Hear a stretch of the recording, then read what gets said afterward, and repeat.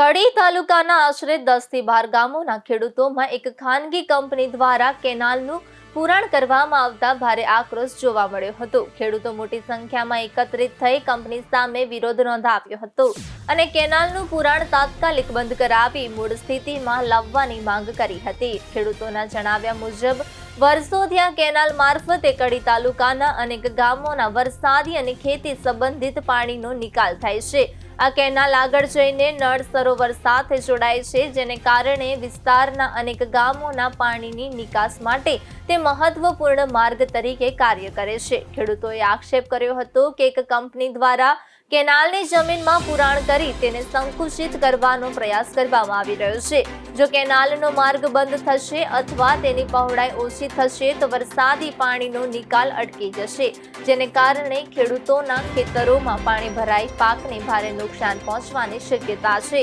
સાથે જ આસપાસના ગામોમાં પણ પાણી ઘૂસી જવાની ભીતિ વ્યક્ત કરવામાં આવી હતી। ખેડૂતોનું કહેવું છે કે અગાઉ અહીં આવેલી અન્ય કંપનીઓએ કેનાલથી પૂરતું અંતર રાખીને દિવાલ અને બાંધકામ કર્યા છે, પરંતુ આ કંપનીને કેનાલમાં પુરાણ કરીને તેની જગ્યા પર કબજો કરવા જેવી કાર્યવાહી કરવાની મંજૂરી કોણે આપી તે અંગે પણ સવાલો ઉઠાવવામાં આવ્યા હતા। ગટર કહેવામાં આવે તે એક કંપની દ્વારા તેનું પુરાણ કરવામાં આવ્યું છે અને અહીંયા આગળ ખેડૂતો બધા ભેગા થયા છે કે આ કેનાલનું પુરાણ કરવાથી અમારા ખેતરોમાં નુકસાન થઈ શકે છે પાકને, અને પાણીનો ભરાવો પણ વધારે થઈ શકે છે તેવી માંગ ઉઠી છે। ગટરના કાપીને જ વળતર આપેલું, એટલો પેમેન્ટ આવેલું છે, 7 પ્રમાણે પેમેન્ટ આપેલું નથી પાર્ટીએ પેમેન્ટ આપ્યું નહીં 7 પ્રમાણે એવું કેવું આવેલું ગટર કાપીને પેમેન્ટ આપેલું, ગટર કાપીને પેમેન્ટ આપેલું છે। રાતે કામ કરે અને દિવસે બંધ રાખે, રાત્રે કામ કરે અને દિવસે બંધ રાખે। હા, દિવસે બંધ રાખે, રાતે કામ કરે। આ ચોમાસાનું પાણી છે નળ સરોવરમાં નીકળે છે, બરાબર, અને આમથી કડી પછીના ગામ બધા આમાં પાણી નિકાલ થાય છે। તમામ ખેડૂતોની જમીનનું પાણી આમાં નીકળે છે અને આ સાઈડ કમ્પ્લીટ આ નહીં થાય તો બધા ખેડૂતોને બહુ નુકસાન મોટું થવાનું છે। તમારી શું માંગ છે?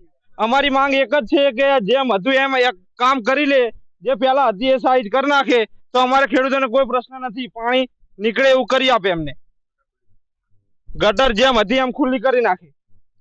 લોકોનો આ ખેડૂતોનો આક્રોશ જોવા મળી રહ્યો છે કે એક કંપની દ્વારા અહીંયા દબાણ કરવામાં આવ્યું છે, જે વર્ષોથી જૂની ખેડૂતોની કેનાલ મૂકેલી છે તે પાર્ટી દ્વારા દબાણ કરવામાં આવ્યું છે અને ખેડૂતોનું કહેવું એવું છે કે આ દબાણ થશે તો પાણી અમારું જશે ક્યાં, અને પાછળ ખેડૂતોને પાકને નુકસાન થશે, તેમના ઘરોમાં પણ પાણી ઘૂસી જાય એટલું પાણી અહીંયા આવે છે તેવી આ ખેડૂતોની માંગ ઉઠી છે।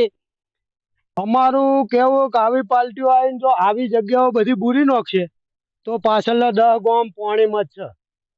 દિવાળીથી મોલ કોઈ લેવામાં આવતો નહીં, ચોમાસું મોલે હાથમાં અમને આવતો નહીં। આવું બધું જો તમે કરશો તો અમારા ગામડાની શું હાલત આવશે?